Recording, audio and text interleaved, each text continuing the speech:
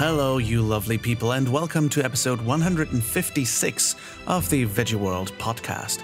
I'm Lars, and every Monday I talk about veganism, the environment, social justice, and all the steps we can take to make the world a better place. Today I'm talking to graphic designer Roxy Velez. Thanks for tuning in, friends. I hope you had a great week. Maybe you've even enjoyed the barbecue tips we shared in the last 2 episodes. It's been quite a while since we did an English episode, which always excites me beyond measure. And I've always wanted to do more English episodes, but the podcast doesn't lend itself too much to that because, of course, most of the people we cater to, most of you are German speaking, and we don't have many people who just speak English in this podcast.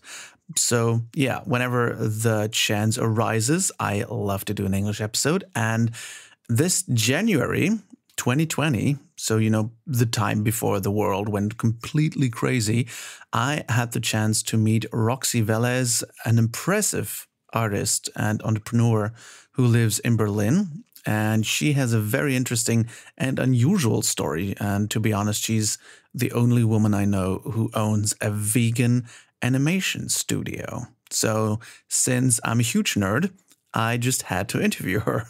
And in this first part of the 2-part interview, we are talking about her journey from Ecuador over to the United States and Düsseldorf. Yes, you heard that right. All the way to Berlin, how she became vegan and what set her on her path to found her own studio. So grab a drink and have fun. I'm sitting here with Roxy Velez in Berlin. Thank you for having me. Thank you for inviting me. I'm super flattered. It's very exciting because we got to know each other basically through the Planet Vegan premiere. Yeah. I think in last May or something even. It's been a while. Yeah, that's pretty cool. And I didn't even really realize when you talked to us, like, yeah, we have a vegan animation studio. I'm like, what? So for the people who don't know you and your work, may you just introduce yourself. Who are you? What do you do? All right, so I'm Roxy. I'm from Ecuador. Originally, I left Ecuador in 2011. I grew up there, studied graphic design there, and then I moved to the US to study motion media design in SCAD and in Savannah, Georgia, and I was there 2 years. And then I moved 1 year to New York City to continue working on an internship, and then I got booked directly as a freelancer in the same place. Everything was going super good. I was not vegan at the time. So as a PT, because New York has so many amazing vegan places. Yeah. And then I was recruited by this company in Germany a year after I was there. And I thought, no, because this is New York and this was Düsseldorf. Right. No offense to Düsseldorfers. Yeah, My husband is from Düsseldorf. But okay. I thought, it wasn't time, but somehow a lot of things, small things happened, and not to make this long, I ended up moving. Within a month, I had to plan and everything. Oh, really? Within a month, you had to decide? Yeah. Wow. Yeah. But they were offering to pay my moving expenses, even cover my cat expenses, because without my cat, I wouldn't go. Right. And so that was super intense, switching continents, and I thought, well, it's going so good in New York. I can just pick it up in Germany after this job. That was 1-year contract. I thought I do the year contract, then I go freelance. And it wasn't so easy because nobody knew the places that I worked in New York, in Germany. Oh, okay. And I was in Berlin, and I had to start from zero again, in 2011. And this was 2015. Okay. And funny, so we moved to Berlin, and as I was getting to know people, I met this freelancer, and she was super cool. She had this chill party vibe, and I tell her, we should hang out, let's go out, eat pizza, and she's like, yeah, but I'm vegan. I'm like, oh, so you like salad? Yeah, right. Right. Like, I didn't even know what vegan was. Right. Like, that's how alienated from the topic I was. Even living in New York for a while. Yeah. Wow. No. I remember my roommate saying, this is vegan. And I just thought she was mentioning something hippie. Oh, Like, okay. Like, I was in New York, I was picking up all the hot dogs in the street. Right, like, right. Buying everything tested. Like, I think that any vegan, vegetarian that met me then thought, hey, there's no chance this person is even going to listen to me. I was so far from vegetarian, reducitarian, like nothing far. I was just like the absolute. Just meat craving. Yeah, meat and all the tested stuff and pizza, meat lovers, double cheese, everything like that. And hated salads. Oh. Hated vegetables. Oh, that's a good starting point to go vegan. Yeah. Okay. Yeah. Wow. So I met this animator, and so I studied animation. I don't know if I mentioned that, but I studied animation in the US, right? And I met her, and I wanted to be her friend. And I thought, oh, okay, yeah, whatever. Like, what did she mention? And then I kind of looked it up, and then I was like, oh, vegetarian. I remember even trying to not make vegetarian friends back when I was a teenager, because I thought they were strange and I could not order pizza with them. Okay. Like, I was really an asshole then. Well, I would say just uneducated. I mean, you couldn't know, but avoiding vegetarian friends is pretty harsh. Exactly, like not friending vegetarians because of that. Like, that was I was that person. Wow. And yeah. And anyways, this article came up saying that it's just as bad that smoking for you, eating processed meat. And I loved all processed meat in Germany. That was my jam. I loved it. I ate it maybe 2 times a day. And so I was shocked because I was a proud non-smoker, never smoked in my life, saying I don't want cancer. You know, people who are smoking should not be smoking. This is just not smart. Right.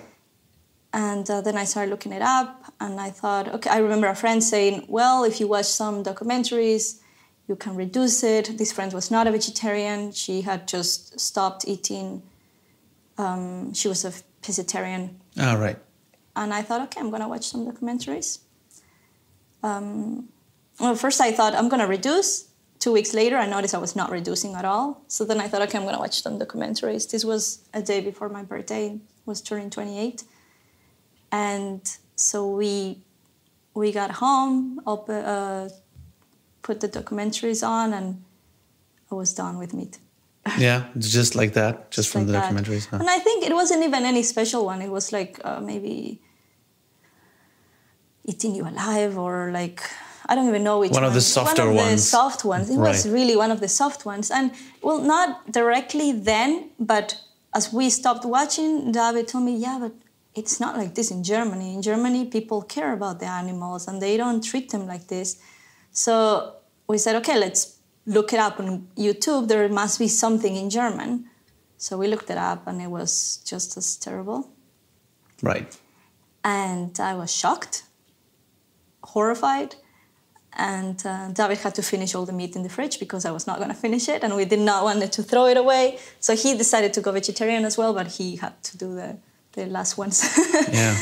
Yeah. I did that as well. Yeah. I ate like the last meat in the fridge I ate and said, okay, this is going to be the last one, and then make it like a very conscious decision to do that. Yeah. We went pescatarian that night. And so the next day we buy a lot of fish. Right. And it just came back to my mind, this friend that told me, if you really love animals, you should watch this. He sent me this link. Maybe I remember I was in school because I was making some little animation for against cats getting left in the shelter. Right. So he sent me this link, and this was 2013, so 2 years before. I remembered, somehow it came to my mind, he sent me a link 2 years ago. Wow. And that was Earthlings. Oh, okay. And then I needed a lot of tissues right. that night. I never finished Earthlings. I never could. I think I watched 5 minutes of Earthlings or something. I watched 5 minutes of The Minion. I couldn't. I was vegan already, so I thought I don't need to do this to myself. Yeah. And so we watched this with David, and it was really, really hard. So David is your husband? Yes. Sorry. Yeah. And then the cats had to eat a lot of fish. They were very happy. They were very supportive. Yes, please go vegan. Okay. Yes. Give me all the fish. Yeah. Yeah. So, I mean, I'm from Ecuador, so there's a lot of fish in Ecuador too. Okay.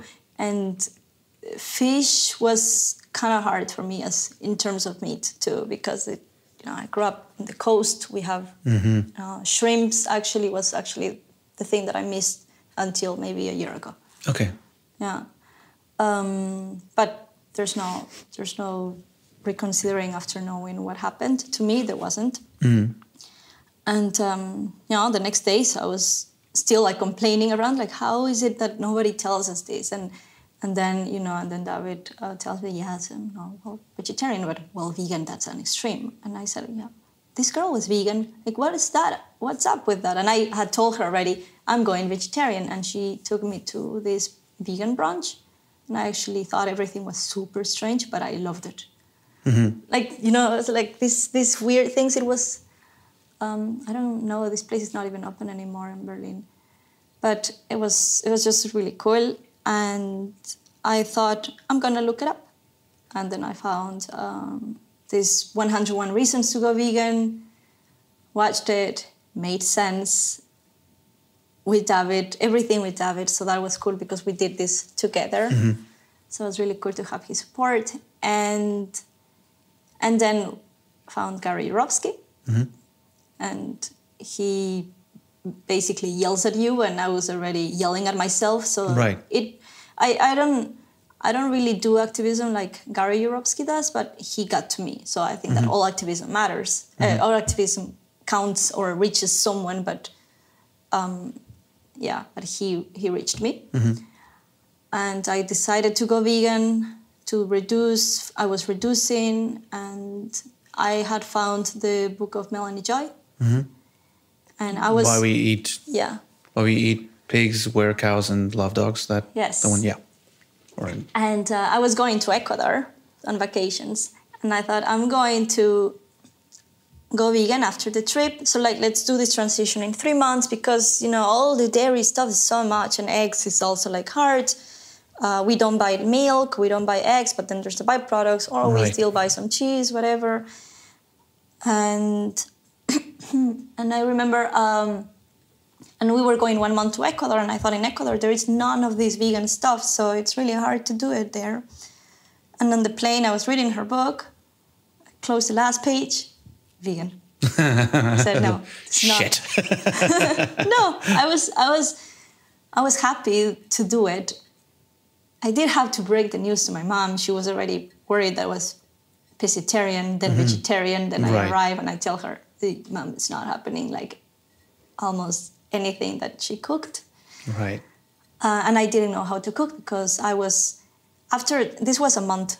This whole story will happen within a month. So within a month from being a heavy meat eater to vegan. Wow. Activist. That's quick. To angry vegan activist. Yeah, right. I think it's interesting that you have these very specific steps that you took. It's like, okay, I watched this documentary that got me there, then this documentary got me there, and then this talk got me there, and then the book got me there. That's very interesting to have it so specific. Yeah, I mean, it was I was upset with myself, but then she just made me see that it was the system that I was upset at, not it wasn't really my fault. It's not your fault. It's the system's fault. Of course, I blamed myself for a very long time still after, but I don't know, it just moved me there to the step of going vegan. So for me, Melanie Joy was the strongest because she pushed the hardest part. Right. Right. So interesting. All my love to Melanie. I love her so much. So you were already an animator. You were in Germany, and you I was doing went vegan. Yeah. You were doing animation. Like, where did you work? What kind of animation did you do? Did you like? Because I think most people, when they think animation, they think Disney. That's everything Right. they imagine. But animation, of course, these days is everywhere.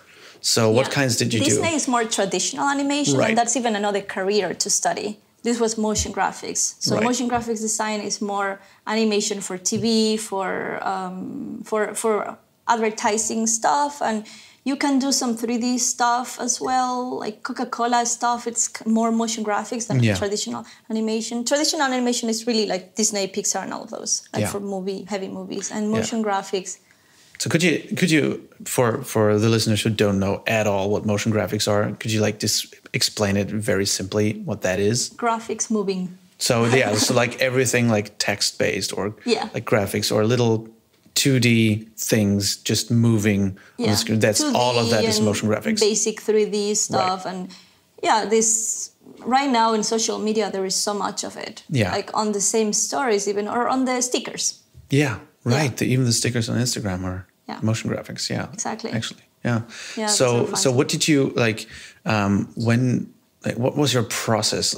You studied graphic design first? When I studied graphic design, I liked doing websites that move. Okay. And then I thought I'm gonna do my master's on something that is kind of animation related, because then they make you do these banners for web.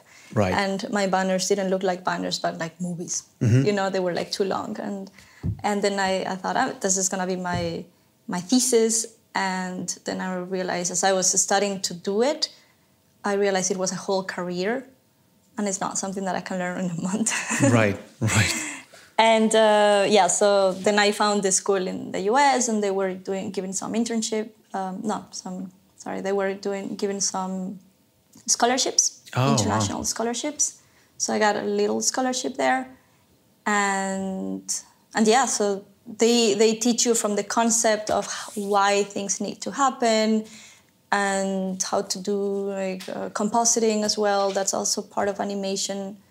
So, for example, you film somebody on the green screen, and then you got graphics around flying and text and... Right. So what was it about animation that got you so interested, so fascinated?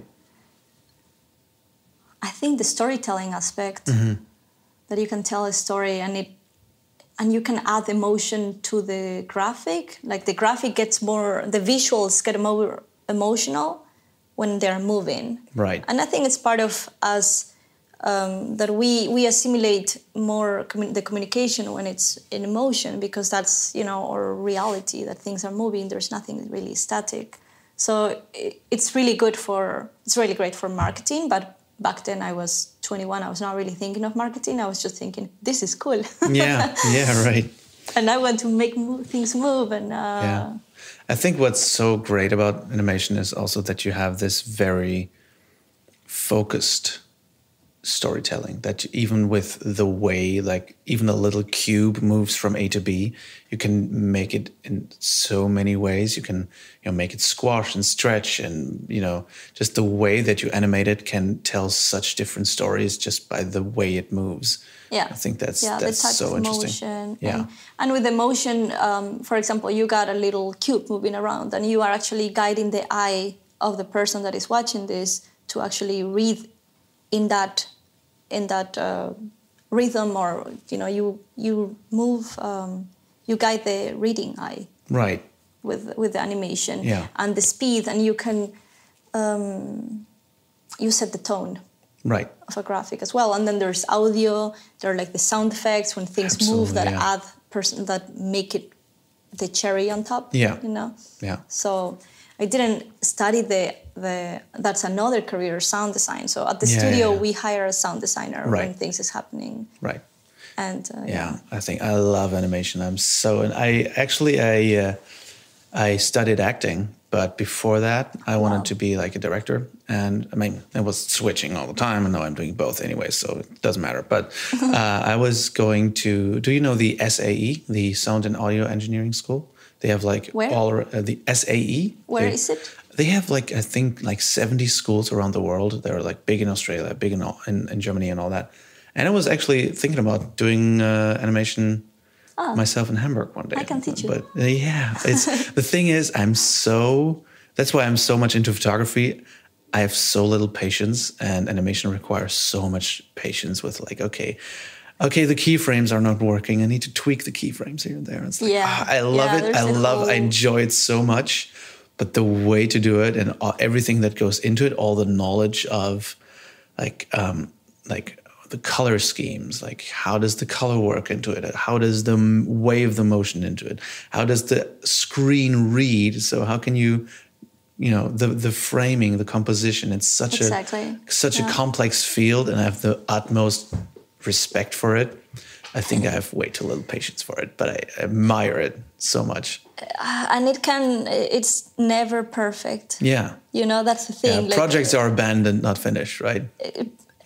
I mean, perfect means never done. Mm-hmm. So you gotta drop it at some point. Yeah. Until nobody notices that it's not perfect. Right. Yeah. So when was the point where you thought, okay, I want to do my own studio, and when and how did you found the Exquisite studio? Okay, so I had arrived to Berlin, and I already had started building my network of as a freelancer, just going to studios and agencies and getting called in for projects. And at the beginning, it's cool. It was cool because it was, they had cool brands, Vacom and some car brands. That was not so exciting for me, but it was work, and the people are really cool. But it came to a point that I was trying to make people listen about veganism while doing work. I was not really the best activist those first years. Mm-hmm. So it's alienating a lot of people, maybe. And but mainly I saw some stuff at work. Like there was this dairy commercial. Luckily, I was not working at it. And I saw this footage of a cow that was on this round plate. It was rotating. And the whole thing was like, there was a rig of cameras that were like shooting the cow, how the cow rotates, right? So it was a real cow? It was a real cow. Oh, okay. I didn't see the cow. This was the footage that came in. Right. And the cow was tied with some ropes to the floor. The cow looked super thin and dirty and not the healthiest at all. And then with the CG, after like a couple of days, the cow looked like new. Right. So they clean the ropes. They make her look shiny and like beautiful. Mm-hmm. And I was like, and then, then I was like, it of course calls my mind to see a cow on the screen as a vegan. And I asked the guy, what are you doing? And then he tells me like, oh, look. And then he's super proud. And I'm just telling him, that's really sad. Yeah. And I felt bad because I don't want to make him feel bad. But then I also, at this time, I kind of didn't really care to make him feel bad, maybe. Maybe I cared. I was mostly sad. And I thought, I don't want to be, what if they call me for something like this? Mm-hmm. I'm not doing this type of CG, but something related. And, and then I thought, I'm going to try to maybe find some projects. I reached out to Animal Equality. I told them, I'm going to do a full animation for you at no cost. And it was for awareness stuff. And I tried, but I couldn't because I couldn't watch this the stuff without feeling, my whole creativity was on the floor. Right. Because I was feeding myself with this sad material for too long in my first years. My creativity was actually on the floor. And so then I had to tell them, I'm sorry guys, after 3 months, really embarrassed. I can't. It's just, I can't, I don't know how. Then I really have a lot of respect for anybody that is editing this sad footage that they show. Right. It's really sad. And so that was one of the things, this cow situation, or the car commercials that people were modeling the interiors and making it sure that it looks like leather, that that the leather stands out. Right. And that was just happening next to me. Right. And luckily, because I was a loud activist or, not wannabe activist. They wouldn't call me for this type of jobs. They knew that maybe I would delete everything. Right. Oh, I lost all the footage, guys. Sorry. Yeah. No, but but then I did the logo animation of Animal Equality. Sometimes they use it, sometimes they don't. I did it like pro bono, I thought a day. And then I also thought I can't really do free work because I need to pay my insurance, my bills and everything. It's not, it wouldn't be sustainable. Yeah. And then I went to a SIVA training of Melanie and Tobias, and I loved it. And, you know, at the end you go and say, hi, Melanie, I love this. And she knew me already from another time. So she knew I was doing these animations and videos. And she's like, you're doing videos. We need somebody to do videos. And I was in heaven because I thought like, oh my God, like Melanie for me is my hero. Right. And she's asking me to do her videos of this. And I talked to Brett. He was working with her. Yeah.